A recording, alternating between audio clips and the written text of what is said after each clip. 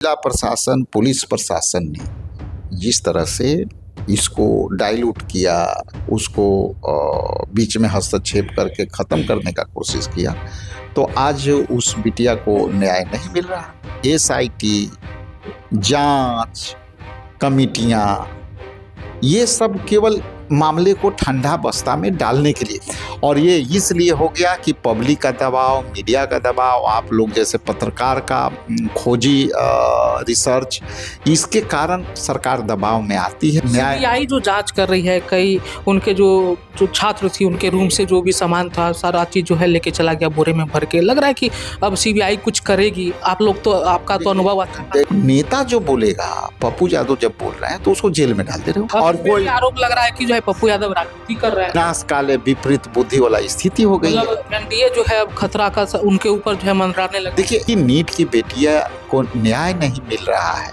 उनके परिजन न्याय की गुहार कर रहे हैं। खतरा ये है कि उनको न्याय नहीं मिल रहा है। नमस्कार, मेरा नाम प्रिंस मिश्रा है। आप स्वराज पोस्ट देख रहे हैं। देखिए, नीट छात्रा का जो मामला है काफी हाई प्रोफाइल है। लगातार जो है इस पर राजनीति भी हो रही है। अब जो है सीबीआई केस को जो है अपने समक्ष ले ली है। लगातार सीबीआई जांच भी कर रही है। हमारे साथ बातचीत करने के लिए जो है कांग्रेस के प्रदेश अध्यक्ष राजेश कुमार राम। आप लोगों ने प्रदर्शन किया, कोई निष्कर्ष अभी उस तरीके से नहीं निकला। सम्राट चौधरी भी कहते थे कि जो है अपराधी जो होंगे उनको नेपाल भेजेंगे, नहीं तो पिंडदान कर देंगे। क्या हुआ? कुछ नहीं हो रहा है। देखिए, नीट की जो छात्रा थी, हमेशा वो विवादों में प्रशासन नहीं रखा, और नहीं तो यदि निष्पक्षता से जांच होती तो अब तक उसको 24 घंटा में मामला सुलझ जाता। लेकिन जिला प्रशासन, पुलिस प्रशासन ने जिस तरह से इसको डाइल्यूट किया, उसको बीच में हस्तक्षेप करके ख़त्म करने का कोशिश किया, तो आज उस बिटिया को न्याय नहीं मिल रहा है, और उसके परिजन दर दर भटक रहे हैं। उस परिजन पर न्याय मांग रहा है। तो देखिए, न्याय देने का यदि सरकार पर या किसी पर आरोप है, तो सरकार यदि निष्पक्ष होती तो तुरंत उसका निष्पादन करती कि ना भैया, हम पर सरकार पर दाग लग रहा है, सरकार पर आरोप लग रहा है, हम जो है इसको दूध के दूध और पानी के पानी कर देंगे।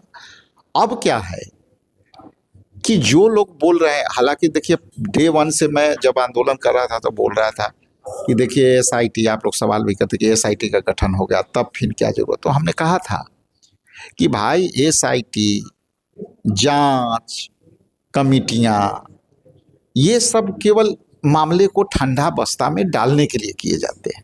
उस दिन भी कहा था, इनकम टैक्स चौराहा पर मैंने फर्स्ट डे कहा था कि ये तो एसआईटी गठन हो गया है, 0-0 परिणाम आने वाला है, और ये इसलिए हो गया कि पब्लिक का दबाव, मीडिया का दबाव, आप लोग जैसे पत्रकार का खोजी रिसर्च, इसके कारण सरकार दबाव में आती है। तब इस तरह के एसआईटी का गठन, जुडिशियली जांच, इसके बाद कोई वरीय आईएएस आईपीएस का जांच, ये करती है इसलिए कि आप ठंडा पड़ जाओ।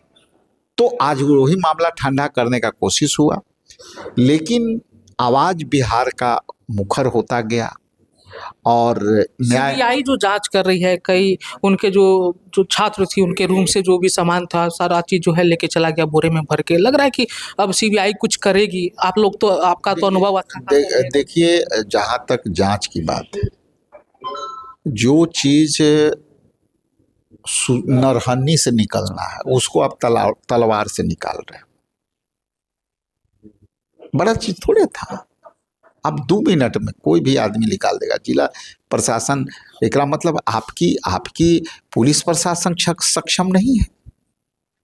ये तो पुलिस अपने ही सरकार पर अपना ही सवाल है कि आपके कोई भी पुलिस प्रशासक ऐसा नहीं है जो जांच कर करके दूध के दूध पानी कर गए। आप जहाँ तक सीबीआई के मामला है, तो सीबीआई के किस हालात में दिए गए, ये भी देखने वाली बात है। अब जहाँ तक निष्पक्षता की बात है, तो अब निष्पक्षता की उम्मीद तो सब रख रहे हैं, लेकिन निष्पक्षता की आवाज़ जो उठी है वो तो मिनटों का काम था, 24 घंटा में पता। अब पहले आप देखिए, पहले क्या चला कि इनके साथ कोई भी इस तरह की घटना, बलात्कार की घटना नहीं घटी। फॉरेंसिक टेस्ट में वो आ गया, बातें आ गई, तब फिर आप कोई चीज का जांच कर रहे थे भाई, पकड़ो, आपके पास सब है। मतलब नेता जो बोलेगा, पप्पू यादव जब बोल रहे हैं तो उसको जेल में डाल दे रहे हो। और कोई आरोप लग रहा है कि जो है पप्पू यादव राजनीति कर रहे हैं। ठीक है, देखिए, कोई भी आवाज उठाना, यदि राजनीतिक पार्टी है, यदि जनप्रतिनिधि है, तो राजनीति कह दो अलग चीज है, लेकिन है तो राजनीतिक अंग ना। कोई बिजनेसमैन तो उठाएगा नहीं, कोई प्रोफेशनल व्यक्ति तो उठाएगा नहीं। कौन उठाएगा? राजनीति करने वाले हैं लोग। तो इसमें राजनीति क्या बात है? राजनीति हमारा मतलब ये काम है हमारा, जनहित का मुद्दा उठाना। हम यदि कांग्रेस पार्टी है तो राजनीतिक पार्टी है, हम मुद्दा उठाएंगे। राहुल गांधी मुद्दा उठा रहे हैं, आप उसका जवाब देना चाहिए। सरकार में बैठे लोग को जवाब देना चाहिए कि साहब ये गाल हम साबित करेंगे, लेकिन आप साबित नहीं कर रहे हो, दबाव में कर रहे हैं, तो नहीं होता है कि विनाश काले विपरीत बुद्धि वाला स्थिति हो गई है। मतलब एनडीए जो है अब खतरा का उनके ऊपर जो है मंडराने लगा। देखिए, एनडीए का खतरा का ये विषय नहीं है। विषय है कि नीट की बेटियां को न्याय नहीं मिल रहा है, उनके परिजन न्याय की गुहार कर रहे हैं। खतरा ये है कि उनको न्याय नहीं मिल रहा है। एक अंतिम सवाल लेंगे, आप लोग जो है टैलेंट हंट की शुरुआत की है, आप लोग जो है एकदम कह रहे हैं कि जो कांग्रेस को बड़ा मजबूत कर देंगे, आप लोगों की जो जिस तरीके से करारी हार कह सकते हैं, उसके बाद आप लोग नया रूपरेखा तैयार करने की जो सोचा है, इसमें क्या लगता है कि आने वाले समय में जो है कांग्रेस पार्टी एकदम फिर से उसी तरीके से लहरेगा? देखिए, 3 पॉइंट पर हमारा काम चल रहा है। पहला तो संगठन सृजन का। संगठन सृजन में हम जो है ऑल इंडिया कांग्रेस कमेटी ने 40 ऑब्जर्वर भेजा है।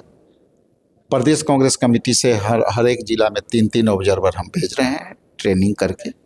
ये संभावित वहाँ पे जिला का दौरा करेंगे और अध्ययन करेंगे इस बात का कि हम किस कारणों से हमारा संगठन कमज़ोर है। किसी व्यक्ति के कारण कमज़ोर है तो उस पर वो काम करेंगे, किसी व्यक्ति को मजबूत है वो छूट रहा है तो उस पर काम करेंगे, पंचायत लेवल पर हमारा क्या स्टेटस है, क्यों कमज़ोर है। तो ये सभी संभावनाओं के लिए संगठन सृजन के माध्यम से हम लोग संभावना का खोज कर रहे हैं। उस संभावित व्यक्ति हुआ जो जिला अध्यक्ष और मजबूत चाहिए तो और होंगे, जो लोग अच्छे काम कर रहे हैं उनको और कैसे इंटैक्ट किया जाए और पावरफुल कैसे किया, वो सब संभावना। नए लोगों को टैलेंट हंट, तो टैलेंट हंट विशुद्ध रूप से युवाओं के लिए है।